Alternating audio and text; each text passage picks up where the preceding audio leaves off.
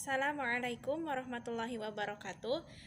Kami dari kelompok 10 akan mempresentasikan materi mengenai demokrasi pendidikan perspektif merdeka belajar. Sebelumnya, izin memperkenalkan diri. Kami dari kelompok 10 yang beranggotakan 3 orang. Yang pertama, Yusi Rusmana Putri, yaitu saya sendiri selaku moderator dan pemateri yang pertama. Kemudian ada Nisa Amalia selaku pemateri yang kedua, dan kemudian ada Ibu Ima Sri Wahyuni selaku pemateri yang ketiga.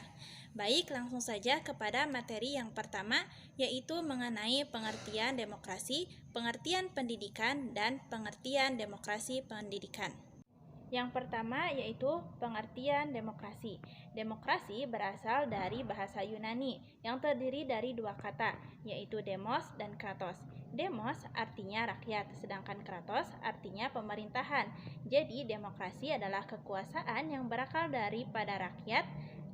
Dan sedangkan menurut KBBI, demokrasi diartikan sebagai gagasan atau pandangan hidup yang mengutamakan persamaan dan hak, kewajiban, serta perlakuan yang sama bagi semua warga negara.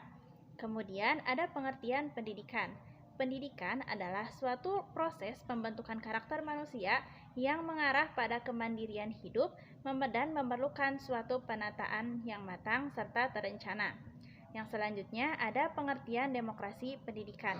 Demokrasi pendidikan diartikan sebagai hak setiap warga negara atas kesempatan yang seluas-luasnya untuk menikmati pendidikan yang sesuai dengan Undang-Undang Nomor 20 Tahun 2003 Pasal 4 Ayat 1 yang berbunyi, pendidikan diselenggarakan secara demokratis dan berkeadilan serta tidak diskriminatif dengan menjunjung tinggi hak asasi manusia, nilai keagamaan, nilai kultural, dan kemajemukan bangsa.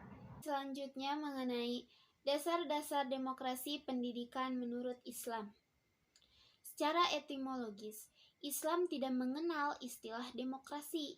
Islam hanya mengenal istilah musyawarah sebagai pondasi utama dalam kehidupan sosial. Beranjak dari konsepsi musyawarah inilah Islam memperkenalkan gagasan demokrasi, yakni gagasan yang mengharuskan seluruh politik melandaskan diri pada partisipasi, kebebasan, dan persamaan.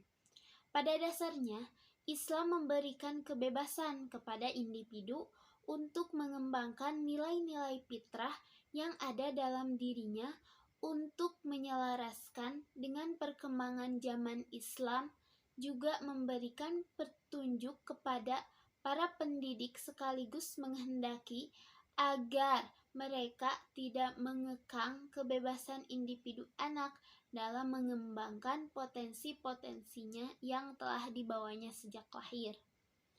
Menurut Hasan Langgulung, dalam buku Asas-Asas Pendidikan Islam menjelaskan bahwa dari sudut pandang masyarakat, bahwa masyarakat mempunyai nilai-nilai budaya yang ingin disalurkan dari generasi ke generasi agar identitas masyarakat tersebut tetap terpelihara. Dari sudut pandang individu, beranggapan bahwa manusia di atas dunia ini mempunyai sejumlah atau seberkas kemampuan yang sifatnya. Adapun menurut Imam Wahyudi dalam bukunya Pengembangan Pendidikan menjelaskan sebagai lembaga pendidikan formal, sekolah memberikan harapan kepada masyarakat di tengah adanya rasa ketidakjelasan terhadap lembaga pendidikan pada umumnya, serta keinginan masyarakat untuk mendapatkan pendidikan yang layak. Dan adapun menurut Abdul Rahman Saleh menjelaskan bahwa visi dan misi pembangunan nasional kita adalah untuk memperkuat jati diri dan kepribadian masyarakat dan bangsa Indonesia dan suasana yang demokratis, tentram, dan damai. Jadi, keberadaan demokrasi dalam Islam tentu saja tidak dapat dilepaskan dari sejarah atau demokrasi dalam ajaran Islam dan demokrasi secara umum. Demokrasi dalam ajaran Islam secara prinsip telah diterapkan oleh Nabi Muhammad SAW yang dikenal dengan istilah musyawarah. Kata demokrasi memang tidak terdapat di dalam ajaran esensi demokrasi pendidikan bagi pengembangan pendidik. Pada proses pembelajaran harus dilandasi oleh nilai-nilai demokrasi, yaitu dengan penghargaan terhadap kemampuan peserta didik, menerapkan persamaan kesempatan dan memperhatikan keragaman peserta didik. Proses pendidikan demokrasis ditunjukkan kepada pengembangan pribadi yang mandiri dan bertanggung jawab. Sebagaimana dapat dilihat dalam demokrasi itu sendiri, bahwa demokrasi dalam praktiknya dimanapun di muka bumi selalu menuntut 3 atau 4 syarat yang saling melengkapi: tanggung jawab, lapang dada, rela menerima kekalahan, yang sportif, dan tidak membiarkan kesadaran membeku. Jadi, pendidik hendaknya memposisikan peserta didiknya sebagai insan yang harus dihargai kemampuannya dan diberi kesempatan untuk mengembangkan kemampuannya tersebut. Secara esensial, demokrasi pendidikan merupakan suatu gambaran ideal yang akan terus diperjuangkan dan disempurnakan. Assalamualaikum warahmatullahi wabarakatuh. Pada hari ini saya akan memaparkan tentang prinsip-prinsip demokrasi pendidikan. Pada pengembangan demokrasi pendidikan yang akan dikembangkan berorientasikan pada cita-cita dan nilai demokrasi. Berarti itu akan selalu memperhatikan prinsip-prinsip berikut. 1. Menjunjung tinggi harkat dan martabat manusia sesuai dengan nilai-nilai luhurnya. Kedua, wajib menghormati dan melindungi hak asasi manusia yang bermartabat dan berbudi pekerti yang luhur.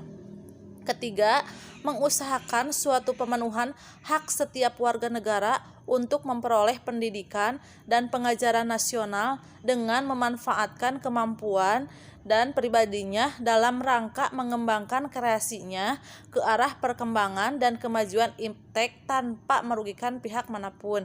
Jadi, demokrasi pendidikan anak tidak saja dipersiapkan sekedar cerdas dan terampil, tetapi mampu menghargai orang lain di samping beriman dan berintelektual. Kemampuan demikian memerlukan pengayaan pengalaman-pengalaman menghadapi dan menyelesaikan berbagai masalah kehidupan yang hanya mungkin diperoleh dan berkembang dalam model pendidikan yang terbuka, demokratis, dan dialogis. Dalam pelaksanaan demokrasi pendidikan memberikan kesempatan yang sama kepada setiap individu dalam bidang pendidikan tanpa membeda-bedakan agama, suku, ras, dan juga status sosial, sehingga individu memiliki kesempatan untuk mengutarakan pendapatnya, mengembangkan potensi yang dimiliki melalui pendidikan. Sekian pemaparan dari saya. Terima kasih. Assalamualaikum warahmatullahi wabarakatuh.